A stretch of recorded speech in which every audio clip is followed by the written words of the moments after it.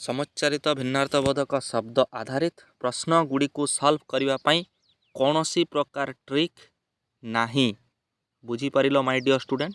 ତୁମେ ଯଦି ଭାବୁଥାଅ ମୁଁ ଏହି ଟ୍ରିକ୍ ଲଗେଇକି ସମୁଚ୍ଚାରିତ ବୋଧକ ଯେଉଁ ଶବ୍ଦ ଆସିବ ତାର ଉତ୍ତରକୁ ମୁଁ ସଠିକ୍ ଆକାରରେ ଲେଖିକି 2ରୁ 2 ପାଇଯିବି, ତୁମେମାନେ ଯେଉଁ ଭାବୁଅଛ ନା ଏହି ଟ୍ରିକ୍ ଲଗେଇକି, ତାହେଲେ ମୁଁ କହିବି ପିଲାମାନେ କୌଣସି ପ୍ରକାର ଟ୍ରିକ୍ ନାହିଁ।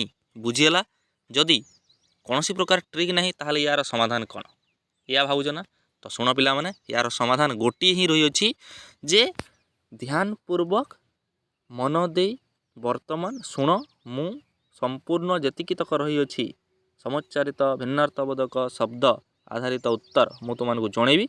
ହେଲା, ଏଇଟା ପରୀକ୍ଷା ପୂର୍ବରୁ ମୁଁ ତୁମମାନଙ୍କୁ ଜଣାଉଛି, କାହିଁକି ନା ଥରେ ଧ୍ୟାନପୂର୍ବକ ଶୁଣିଲ ମାନେ କାଲି ଯେଉଁ ଏକ୍ଜାମ୍ ଆସିବ, ଯେଉଁ ପ୍ରଶ୍ନ କାଲିର ଏକ୍ଜାମ୍ରେ ଯେଉଁ ସମୁଚ୍ଚାରିତ ଭିନ୍ନକ ଶବ୍ଦ ଆସିବ ମଧ୍ୟ ତୁମେ ଏଇଥିରୁ ହିଁ ଦେଖିବା ପାଇଁ ପାଇବ, ଆଉ ସେଇଟା ସଲ୍ଭ କରିପାରିବ। ବୁଝିଗଲା? ତ ଗୋଟିଏ ହିଁ ତା'ର ସମାଧାନ ରାସ୍ତା, ଧ୍ୟାନପୂର୍ବକ ମନ ଦେଇ ଶୁଣିବା। ବୁଝିଗଲା? ମୋ କାର୍ଯ୍ୟ ମୁଁ କରୁଛି, ତୁମ କାମ ତୁମେ କର। ଧ୍ୟାନପୂର୍ବକ ଶୁଣିବ କି ଶୁଣିବ ନାହିଁ ବିଚାର ତୁମେ କରିବ। ଓକେ, ଦେଖ ଯେତେବେଳେ ପ୍ରଶ୍ନ ଆସେ କେମିତି ଆସେ, ଦୁଇଟି ଶବ୍ଦ ଦେବ ତୁମକୁ। କେମିତି? ଦେଖ, ଆବୃତ୍ତି ଦିଆହେଇଛି ଆଉ ଆବୃତ୍ତି। ବୁଝିଲା? ଆବୃତ୍ତି ଏଠାରେ ହର୍ଷଇ ଅଛି, ଏଠାରେ ଆବୃତ୍ତି ଏଠାରେ ତତରେ ହର୍ଷଇ ଅଛି। ତ ପ୍ରଥମ ଆବୃତ୍ତିର ଅର୍ଥ ହେଲା ଆବରଣ। ବୁଝିଗଲା? ଦ୍ୱିତୀୟ ଆବୃତ୍ତିର ଅର୍ଥ ହେଲା ପୁନର୍ବାର ଉଚ୍ଚାରଣ। ଆବୃତ୍ତି ତୁମେ ଯେଉଁଟା ଜାଣିଛ, ଆବୃତ୍ତି କହିଲେ ପୁନର୍ବାର ଉଚ୍ଚାରଣ, କିନ୍ତୁ ପ୍ରଥମ ଆବୃତ୍ତି ଯେଉଁଟା ରହିଛି ଆବରଣ। ଆବରଣ କହିଲେ କ'ଣ? ଯେଉଁ ଘୋଡ଼ଣା। ବୁଝିଗଲା ନା ନାହିଁ? ରହିଛି ଯେମିତି ଗଛର ଯେଉଁ ଛାଲି ରହିଥାଏ, ବୁଝିଗଲା ନାହିଁ? ବଳକଲ ଯେଉଁ ରହିଥାଏ ସେଇଟା କ'ଣ? ଆବରଣ। ବୁଝିଗଲା? ତ ଏମିତି ତୁମକୁ ସମାଧାନ କରିବାକୁ ପଡ଼ିବ। ଦୁଇ ଶବ୍ଦ ଲେଖିକି ତା'ର ଉତ୍ତର ଲେଖିବାକୁ ପଡ଼ିବ। ତ ଏବେ ଆମେ ପ୍ରାକ୍ଟିସ୍ କରିବା, ଶୁଣିବା ଧ୍ୟାନପୂର୍ବକ, ବୁଝିବା ଯେ କେଉଁ ଶବ୍ଦର ଅର୍ଥ କ'ଣ। ତାପରେ ଦେଖ, ନିରସ୍ତ। ସୁପରଫାଷ୍ଟ ମୁଁ ତୁମମାନଙ୍କୁ ଜଣେଇବି, ଧ୍ୟାନପୂର୍ବକ କେବଳ ମନ ଦେଇ ଶୁଣ। ନିରସ୍ତ ହେଲା, ନିରସ୍ତ କହିଲେ ପରିତ୍ୟକ୍ତ। ତାପରେ ନିରସ୍ତ୍ର, ନିରସ୍ତ୍ର କହିଲେ ଅସ୍ତ୍ର ଶୂନ୍ୟ। ନିଶତ, ମୂର୍ଧନ୍ୟ ସ ରହିଲେ କ୍ଳାନ୍ତ। ନିଶତ, ଦନ୍ତ ସ ରହିଲେ ମିଥ୍ୟାବାଦିନୀ। ପାଟି, ପାଟି କହିଲେ ହର୍ଷଇ ତୁଣ୍ଡ। ବୁଝିଲା? ପାଟି କହିଲେ ତୁଣ୍ଡ, ଆଉ ପାଟି ଦୀର୍ଘଇଟି ହେଲେ ଧାରା। ହେଲା, ପୂତ କହିଲେ ପୁଅ, ଦୀର୍ଘ ପୂତ କହିଲେ ପବିତ୍ର। ବାଣୀ କହିଲେ ରସି, ଆଉ ବାଣୀ କହିଲେ କଥା। ଦୀର୍ଘଇ, ବାଣୀ କହିଲେ କଥା। ବୁଝିଲା? ବାରାଙ୍ଗନା କହିଲେ ଶ୍ରେଷ୍ଠା ନାରୀ। ବରାଙ୍ଗନା, ବୁଝିଲା? ବରାଙ୍ଗନା କହିଲେ ଶ୍ରେଷ୍ଠା ନାରୀ, ଆଉ ବାରାଙ୍ଗନା କହିଲେ କ'ଣ? ବଣିକା। ବୁଝିଲା? ସପ୍ତ, ତାଳବେ ସପ୍ତ ହେଲେ ସାପଗ୍ରସ୍ତ, ଆଉ ଦନ୍ତ ସପ୍ତ ହେଲେ 7। ବୁଝିଲା? ଶୁଦ୍ଧ, ତାଳବେ ହର୍ଷଉ ଶୁଦ୍ଧ ହେଲେ ପବିତ୍ର, ଆଉ ଶୁଦ୍ଧ କହିଲେ ଜଳନ୍ତର। ବୁଝିଲା? ଶୁଦ୍ଧ, କଳନ୍ତର। ଶୁଦ୍ଧ ଯେଉଁଟା ଆମେ ଦିଉଁ, ବୁଝିଲା ନାହିଁ? କଳନ୍ତର ହେଲା, ଜଣଙ୍କ ଠାରୁ ଆମେ ଟଙ୍କା ଧାର ଆଣିଲେ ତାଙ୍କୁ ଯେଉଁ ଦିଆଯାଇଥାଏ ଅଧିକ, ସେଇଟା ହେଲା ଶୁଦ୍ଧ। ସୂତ କହିଲେ ପୁଅ, ଆଉ ଦୀର୍ଘଉ ସୂତ କହିଲେ ସାରଥି। ସାରଣୀ, ଦୀର୍ଘଇ ସାରଣୀ, ସରଣୀ। ସରଣୀ କହିଲେ ମାର୍ଗ, ଆଉ ସାରଣୀ କହିଲେ ତାଲିକା। ଶାରଦା, ତାଳବେଶ ଶାରଦା କହିଲେ ଦୁର୍ଗା। ଦନ୍ତ ସ ଶାରଦା କହିଲେ ସରସ୍ୱତୀ। ଅବୀର କହିଲେ ଯିଏ ବୀର ନୁହେଁ। ଅବୀର, ଅ ଉପସର୍ଗ ଲାଗିଛି ହେଲା, ଦୀର୍ଘଇ। ଅବୀର କହିଲେ ଯିଏ ବୀର ନୁହେଁ। ଯୋଦ୍ଧା ଯେଉଁ ହେଲା, ବୀର ଯୋଦ୍ଧା ନୁହେଁ। ଆଉ ହର୍ଷଇ, ଅବୀର କହିଲେ ଫଗୁ। ଆବରଣ, ଆବରଣ କହିଲେ ଘୋଡ଼ଣୀ। ବୁଝିଲା? ଆଉ ଗୋଟେ ହେଉଛି ଆଭରଣ। ଆଭରଣ କହିଲେ ଭୂଷଣ। ବୁଝିଲା? ଇତିହାସ ଯେଉଁମାନେ ରଖିଛ ସେମାନେ ଜାଣିଥିବ, ଆଭରଣ କହିଲେ ଭୂଷଣ। ହେଲା, ଭୂଷଣ କହିଲେ ପୁଣି କ'ଣ? ଅଳଙ୍କାର। ହେଲା, ଇତି, ହର୍ଷଇ ଇତି ହେଲା ଶେଷ, ଆଉ ଦୀର୍ଘଇ ଇତି ହେଲା ଅତିବୃଷ୍ଟି ଅନାବୃଷ୍ଟି, ଅଧିକ ଯେଉଁଟାକି ଅଧିକକୁ ସୂଚାଇଥାଏ, ଦୀର୍ଘଇ ଇତି। ଆଉ ଇତି, ହର୍ଷଇ ଇତି ହେଉଛି ଶେଷ। କୋଟି, କୋଟି କହିଲେ 100 ଲକ୍ଷ। ବୁଝିଲା? ସଂଖ୍ୟାବାଚକ ଯେଉଁଟା ଶବ୍ଦ କୋଟି, ହର୍ଷଇ। ଆଉ କୋଟି, କୋଟି କହିଲେ କ'ଣ? ଅଗ୍ରଭାଗ। ହେଲା, ଆଗ ଭାଗଟା ଯେଉଁଟା ହେଲା, କୋଟି ଦୀର୍ଘଇ ହେଲା, କୋଟି ଅଗ୍ରଭାଗ। ହେଲା, କେବଳ ତୁମେ ଧ୍ୟାନପୂର୍ବକ ଶୁଣ, ଆଉ ମନ ଦେଇକି ଥରେ ଯଦି ନ ଶୁଣୁଛ, ନର୍ମାଲି ଶୁଣିନିଅ ଫାଷ୍ଟ, ଆଉ ତାପରକୁ ଥରେ ମନ ଦେଇ ଶୁଣ, ତାପରେ ତୁମର କ୍ଲିୟର ହେଇଯିବ। ହେଲା, ଏଇଟା କୌଣସି ଟ୍ରିକ୍ କାମ ଦେବନି, କେବଳ ଶୁଣିକି ଧ୍ୟାନପୂର୍ବକ ଏଇଟା ମନେ ରଖିବାର ବିଷୟ। ହେଲା, କେଉଁଠାରେ ହର୍ଷଇ କେଉଁଠାରେ ଦୀର୍ଘଇ ପରିବର୍ତ୍ତନ କରିବା। ତାପରେ ଦେଖ, କୋଶ, ତାଳବେଶ ଲାଗିଲେ 2 ମାଇଲ ପ୍ରାୟ, ଏଇଟା ଯେଉଁଟା ଆମର କିଲୋମିଟର କୁହାଯାଏ। ବୁଝିଲା ନା ନାହିଁ? କୋଶ, ଆଉ କୋଶ ମୁଦ୍ରଣ ସହ ଯେଉଁଟା କୁହାଯାଏ ଭଣ୍ଡାର, ଭଣ୍ଡାର ଘର। ବୁଝିଲା? ଯଥା ହେଲା, ବର୍ଗୀୟ ଲୁଗା ଯୋଡ଼ା, ଆଉ ଅବର୍ଗୀୟ ଯଥା କହିଲେ ଯେଉଁ ପ୍ରକାରରେ, ଯେଉଁଟା ଲେଖ ତମେ ଯଥା। ହେଲା, ଦରି କହିଲେ ସତରଞ୍ଜି, ଆଉ ଦରି ଦୀର୍ଘଇ କହିଲେ ଗୁମ୍ଫା। ବୁଝିହେଲା? ନିଶତ, ନିଶତ କହିଲେ କ୍ଳାନ୍ତ। ଓକେ, ମୁଦ୍ରାଂଶ, ଆଉ ନିଶତ କହିଲେ ମିଛୁଆ। ଦନ୍ତସ ହେଲେ ମିଛୁଆ, ମୁଦ୍ରାଂଶ ହେଲେ କ୍ଳାନ୍ତ। ପାବନୀ କହିଲେ ପବନପୁତ୍ର ହନୁମାନ, ହର୍ଷଇ ଯେଉଁଟା। ଆଉ ପାବନୀ ଦୀର୍ଘଇ କହିଲେ ପବିତ୍ର କାରିଣୀ। ବୁଝିଲା? गंगा जोटा पावनी पावनी तट गंगा बुझीगला पवित्र कारिणी अंश तालबेश लगिले भाग अंश दंतस लगिले कांध असन दंतस लगिले वृक्ष विशेष असन तालबेश लगिले भोजन अस्थि कहले अच्छी यहाँ संस्कृत शब्द अस्थि अस्थि हेले हाड़ बुझेगा अशक्त अशक्त कहले अक्षम बुझेगा तालबेश लगिले अक्षम जी न पारे है तापर अशक्त अशक्त कहले लग्न लागिकी रहा अशक्त बुझेगा अशीत तालबेश रहिले गरम आउ अशीत दंत सहर्षी कृष्ण बुझेगा अशीत बुझेगा अर्ण खाद्य अर्ण जोटा अणरे रेफर लगी से जल अर्घ अर्घ कहले मूल्यवान आउ अर्घ्य कहले पूजा द्रव्य बुझेगा जोटा पूजा सामग्री अनिल कहले पवन आउ अनिल दीर्घ हेले जहाँ नीलवर्ण नुहे उपसर्ग ठार लगी अनिल है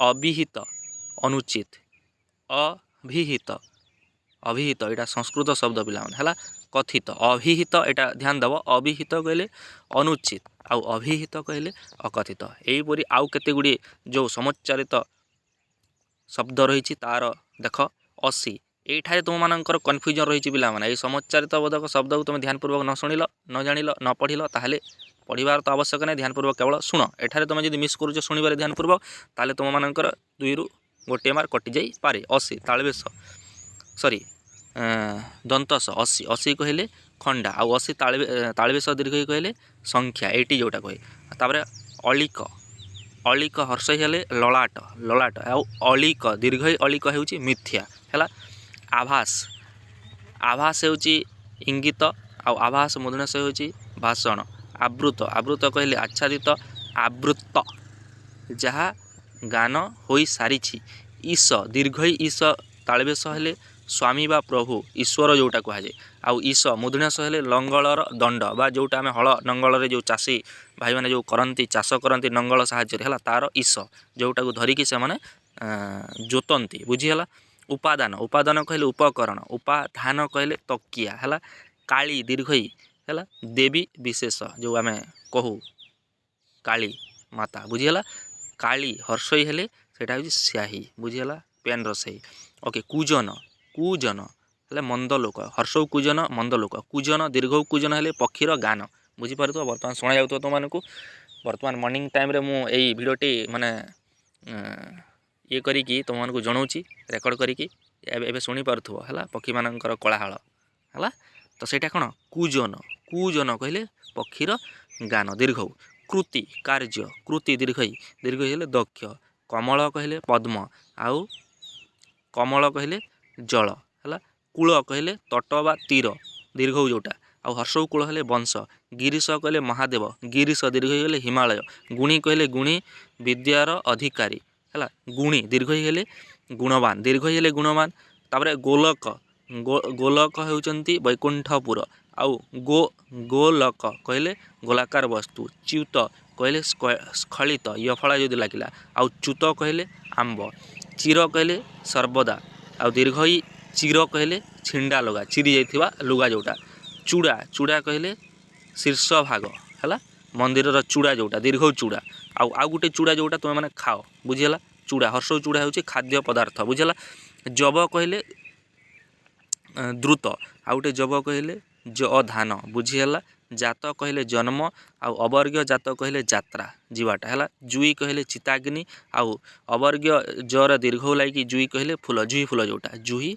फूल है तरणी दीर्घई नौका आउ तरणी हर्षई होउची सूर्य दीप कहले प्रदीप आउ द्वीप दीर्घ द्वीप हेले टापू दीप हस्ती द्वीप हस्ती ये 3टी मन रख पिला बुझला दीप दीर्घई दीप हेले प्रदीप जोटा जले आउ द्वीप कहले टापू आउ द्वीप कहले हस्ती एटा मन दे शुण एटा दूत कहले चोर आउ द्यूत कहले पशा खेल एटा मन रखिब एटा आसीबो इम्पोर्टेंट दिन कहले दिवस आउ दीर्घ दिन कहले दरिद्र एटा मध्य ध्यानपूर्वक मन रख धूर्त है दीर्घ धूर्त कहले ठक आउ ध्रुत कहले धरिबा ध्रुत एटा संस्कृत शब्द ध्रुत है तापर निर्धन निर्धन कहले धनहीन तापर निधन निधन कहले विनाश एटा मन रख निराश कहले त्याग निराश तालबेश हेले हताश है निराश कहले दंतस हेले त्याग आउ तालबेश होउची हताश। निवार कहले बारण करिवा आउ निवार कहले तृण निवार घास गोटे रही सेटा कौन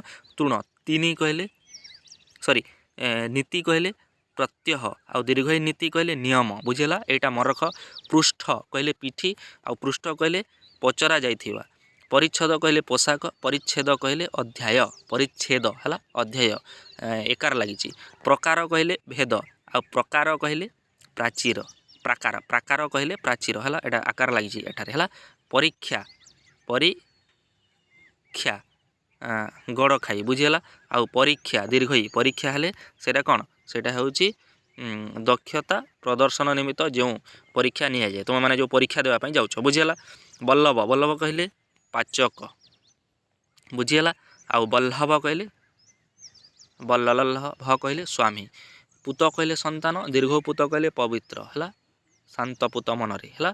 पुर पुर कहले नगर दीर्घ पुर कहले मिठार जो पुर बुझीगला आरिसा मंडार जो पुर दि जाए। विष कहले मुधुणेश्वर गरल है आउ विष दीर्घ दंतस हेले पद्म नाड़ बुझीगला। बाली तालबेश बालिश कहले मूर्ख आउ बाली दीर्घईश हेले श्रेष्ठा नारी। मास 30 दिनर समाहार मास दंतस आउ मास कहले बीरी बुझीगला। मास एटा संस्कृत शब्द पिला मास जोटा तालबेश लगी एटा संस्कृत शब्द है। लक्ष्य उद्देश्य आउ गोटे लक्ष्य केवल लक्ष्य लिखले संख्या बुझी होची पिला एटा ध्यान दब जोठारे यफल लागिला उद्देश्य है आउ केवल लक्ष्य लिखले सेटा होची संख्यावाचक। बलि पूजा उपकरण बुझला बलि दीर्घ लगे बलवान व्यक्ति दीर्घ लगे बलवान व्यक्ति आउ हर्ष लगे पूजा उपकरण है बलि दि जाए जो है। तापर विशद स्पष्ट मुदनाश विशद जी विष दिए विशद दान करे जे विष को दान करे जे सेटा होची विशद। सुक्ति सुक्ति कहले सामुका आउ दीर्घ सुक्ति दंतसरा सुक्ति कहले नीति वाक्य सुक्ति कह जाए। सूत्र को सॉरी श्लोक सूत्र आउ सुक्ति है। श्लोक श्लोक माने जो रही अछि चाणक्य नीति ताकू सुक्ति कह जाए। सुउक्ति सुक्ति बुझीगला सुउक्ति सुक्ति नीति वाक्य। तापर सूची सूची कहले पवित्र दीर्घ सूची कहले छुंची छुंची जोटा सिला जाए बुझीगला। सम सम कहले शांति तालबेश आउ सम कहले समान दंतस्वर सम समान आउ तालबेश सम हेले शांति। शिल शिल कहले प्रस्तर आउ दीर्घई शिल कहले स्वभाव। शंकर शंकर कहले शिव आउ दंतस शंकर कहले मिश्रित शंकर धान बुझीगला मिश्रित। तापर श्रवण तालबेश श्रवण कहले शुणिबा आउ दंतस श्रवण कहले झरणा है। सर तालबेश सर तीर आउ दंतस सर होउची पुष्करिणी बुझीगला। तापर रही आउ केतोटी देख अति महत्वपूर्ण स्वाक्षर दस्तखत है आउ साक्षर अक्षर जानिथिबा व्यक्ति साक्षर साक्षर आउ स्वाक्षर बुझीगला। दस्तखत होउची स्वाक्षर आउ साक्षर होउची कोन अक्षर जानिथिबा व्यक्ति। सुकर सुसाध्य है आउ तालबेश सुकर कहले घुसुरी है बराह जोटा मध्य कह। पावनी पवन पुत्र हनुमान आउ पावनी दीर्घई पवित्र कारिणी निर्झरणी गंगा जोटा। शिर शिर कहले मुंड आउ तालबे दंतस दीर्घई शिर कहले सियार सियार बुझीगला। सूता सूता कहले कन्या आउ सूता कहले सूत्र तालबे दंतस दीर्घ सूता कहले सूत्र। स्कंद है कार्तिकेय आउ स्कंध कहले कांध। सुधा कहले अमृत आउ सुधा कहले पर्यंत है। आज सुधा सेठारे ददध हब है पर्यंत। सत्व गुण विशेष आउ स्वत्व अधिकार है। सी सीमंत दंतस दीर्घ सीमंत कहले सुंथा है आउ सीमांत कहले शेष सीमा सीमांत। सास सारस सारस कहले हंस आउ गोटे सारस होउची कौन पद्म।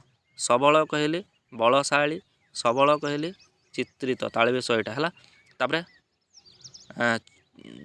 चरित कहले कथा आउ चरित्र कहले स्वभाव एटा मन रखिला। चरित कहले कथा बुझला आउ चरित्र कहले स्वभाव है। नाराज कहले सर आउ नाराज कहले अराजी हेबा है। तापर असुर असुर कहले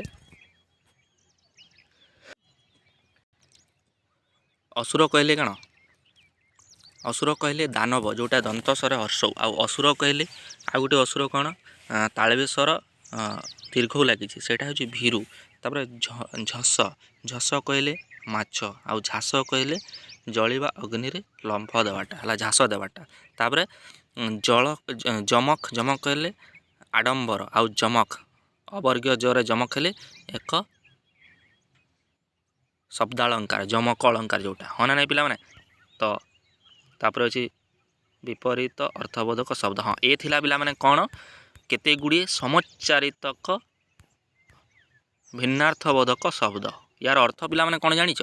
ସମଚାରିତ ଉଚ୍ଚାରଣ ସମାନ କିନ୍ତୁ ଭିନ୍ନାର୍ଥବୋଧକ, ତାର ଅର୍ଥ ହେଉଛି ଭିନ୍ନ। ବୁଝିହେଲା?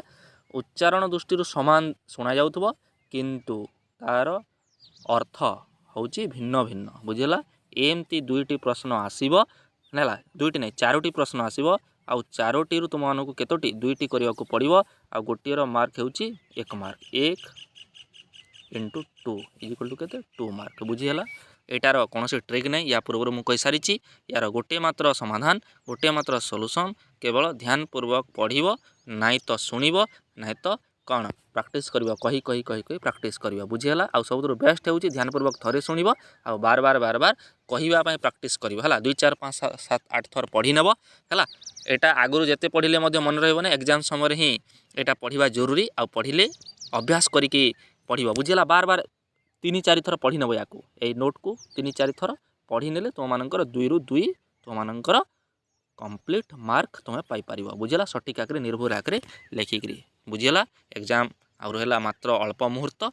ୟାକୁ ତୁମେ ଏବେ ଧ୍ୟାନପୂର୍ବକ ତ ଶୁଣିଥିବ ବୋଲି ମୋର ଆଶା ଏବଂ ବିଶ୍ୱାସ। ଆଉ ଯଦିଓ ନ ଶୁଣିଛ ପୁଣି ଆଉ ଥରେ ଧ୍ୟାନପୂର୍ବକ ଲଗେଇକି ଶୁଣି ପକାଅ। ବୁଝିହେଲା? ଏ ଭିଡ଼ିଓରେ ଏତିକି। ପୁଣି ବ୍ୟାକରଣ ବିଭାଗର ଯେଉଁ ଅନ୍ୟ ପାର୍ଟଟି ରହିଛି ତାକୁ ଦେଖିବା ପାଇଁ ଜମା ଭୁଲିବ ନାହିଁ। ଧନ୍ୟବାଦ।